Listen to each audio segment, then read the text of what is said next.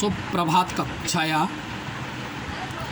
आज हम आपको संस्कृत पद्य की पाठ्य योजना की भाग 5 और यूट्यूब चैनल वीडियो के माध्यम से प्रस्तुत कर रहे हैं।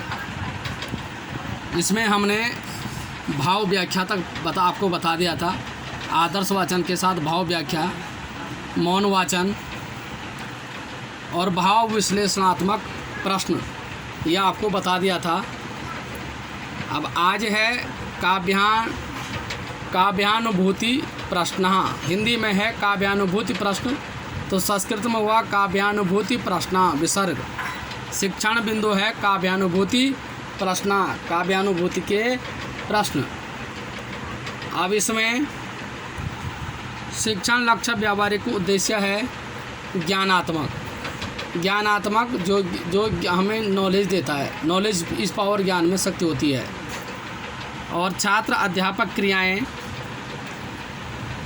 में प्रश्न एक पूछा जाता है कि प्रोपकाराय सतां विभूतयो विसर्ग वदन्ति, क्योंकि यह श्लोक है, श्लोक में से ही है।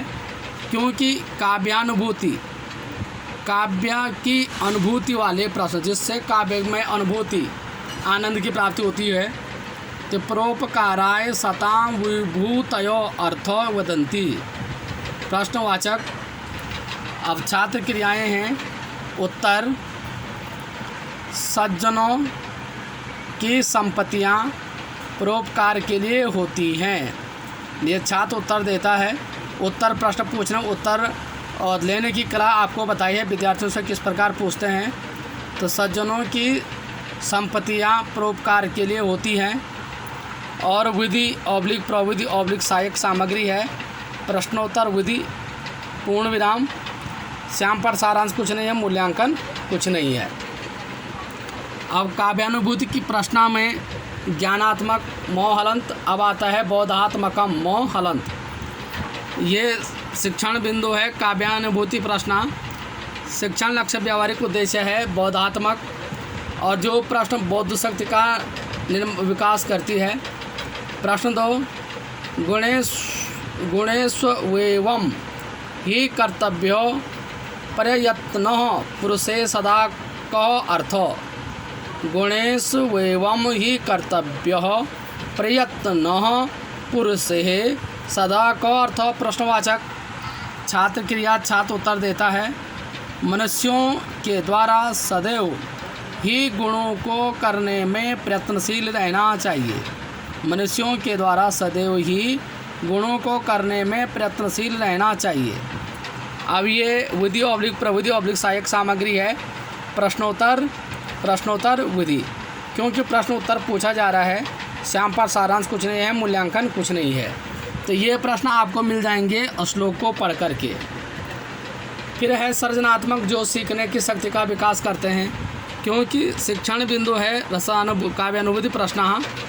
ज्ञानात्मक, ज्ञान शक्ति का। बौद्धात्मक, बौद्ध शक्ति का। सृजनात्मक, सीखने की शक्ति का। मोहलंत। इसमें भी प्रश्न 3 बनेगा।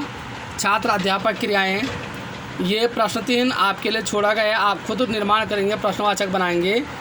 और छात्र क्रियाएं, छात्र उत्तर देते हैं और ये आप प्रश्नवाचक उत्तर पूर्ण विराम लगा देंगे। ये आपके लिए है, आप ये अधूरा नहीं छोड़ेंगे, आप पूरा काम करोगे। और विधि ऑब्लिक प्रविधि ऑब्लिक सहायक सामग्री है। प्रश्नोत्तर विधि, और श्याम पर सारांश कुछ नहीं है, मूल्यांकन कुछ नहीं है। अब है समानांतरम उदाहरणम, और हिंदी में होता है समानांतर उदाहरण। समानांतर उदाहरण, जबकि संस्कृत में होता है समानांतरम, र के ऊपर मौ की अनुस्वार की बिंदी, उदाहरणम मोहलंत। ये है शिक्षण बिंदु। और शिक्षण लक्ष्य व्यावहारिक उद्देश्य है सृजनात्मक, सीखने की शक्ति का विकास करना, मोहलंत। और छात्र अध्यापक क्रियाएं हैं। छात्र अध्यापक समानांतरम मोहलंत उदाहरण स्पष्ट करते हुए श्याम पट पर लिखता है। छात्र अध्यापक समानांतरम उदाहरण स्पष्ट करते हुए श्याम पट पर लिखता है। पहले कक्षा के सामने इसी श्लोक से संबंधित उदाहरण बोलता है अध्यापक, फिर श्याम पट पर ब्लैक बोर्ड पर उसको लिख देता है। छात्र क्रियाएं, छात्र ध्यानपूर्वक सुनते हैं, पूर्ण विराम। छात्र ध्यानपूर्वक सुनते हैं किसको? समानांतरम उदाहरण को। इसी को सुनते हैं कि समानांतरम उदाहरणम। छात्र ध्यानपूर्वक सुनते हैं और ये विधि ऑब्लिक प्रविधि ऑब्लिक सहायक सामग्री है कथन विधि, क्योंकि इसको बोलने का काम किया जा रहा है पूर्ण विराम। श्याम पट सारांश। श्याम पट सारांश में आप पहले अध्यापक कक्षा के सामने बोलेंगे, फिर श्याम पट पर लिख देंगे। क्या कहेंगे? मनसा चिंतितम कार्यम वाचा नैव प्रकाशयेत, मंत्रवद रक्षयेत गूढ़म कार्ये चापि नियोजयेत। मनसा चिंतितम कार्यम वाचा नैव प्रकाशयेत तौहलंत, मंत्रवद दोहलंत रक्षयेत दोहलंत गूढ़म अनुसार कार्ये चापि नियोजयेत तौहलंत और पूर्ण विराम। और यहाँ लगा देंगे पूर्ण विराम। तो ये है मनसा चिंतितम कार्यम वाचा नैव प्रकाशयेत मंत्रवद रक्षयेत गूढ़म कार्ये चापि नियोजयेत। यह है नीति वच नानिक शीर्षक से लिया गया है। तो ये और इसको पहले क्लास के सामने बोलना है, फिर इसको श्याम पट पर भी लिखना है। तो ये समानांतरम उदाहरणम सूक्ति मौक्तिकम का। तो इस प्रकार ये आपका यहाँ तक हुआ समानांतरम उदाहरणम। अब इसके बाद का जो आपका बनता है केंद्रीय अनुभूति के प्रश्न। अगला बनता है इसके बाद क्रम केंद्रीय अनुभूति के प्रश्न, क्योंकि यह शिक्षण बिंदु है केंद्रीय अनुभूति विसर्ग प्रश्न, और हिंदी में होता है केंद्रीय अनुभूति प्रश्न, और संस्कृत में केंद्रीय अनुभूति प्रश्न, केंद्रीय अनुभूति के प्रश्न।